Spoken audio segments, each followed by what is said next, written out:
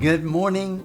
This morning's copy devotional comes out of 1 Samuel chapter 30, and it is quite a dilemma. And I would ask you this morning, what would you do if you were in King David's shoes? David faces the Amalekites, and they had come in and they destroyed Ziklag, and they crushed it, took the wives, the women, and the children. And it says that in verse 3, when David, and this is the NLT, when David and his men saw the ruins and realized what had happened to their families, they wept until they could weep no more. Now, notice verse 6. David was now in great danger because all his men were very bitter about losing their sons and daughters, and they began to talk of stoning him. But David found strength in the Lord his God. My question is, what would you do? What do you do when you face a dilemma? When you face something that brings you great distress? I mean, it can't get worse than losing your wives, in this case, and all your friends' wives and their sons and daughters. They were all gone.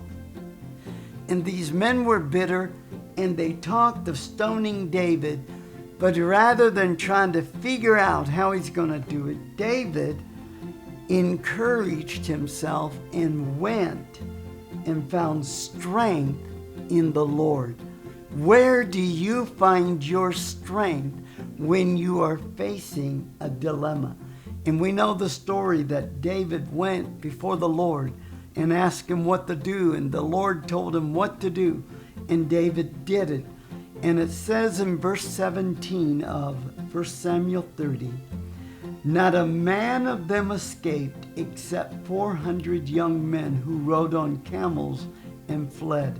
So David recovered all that the Amalekites had carried away, and David rescued his 2 wives, and nothing of theirs was lacking, either small or great, sons or daughters, spoil or anything which they had taken from them. David recovered it all. Then David took all the flocks and the herds they had driven before those other livestock and said, this is David's spoils.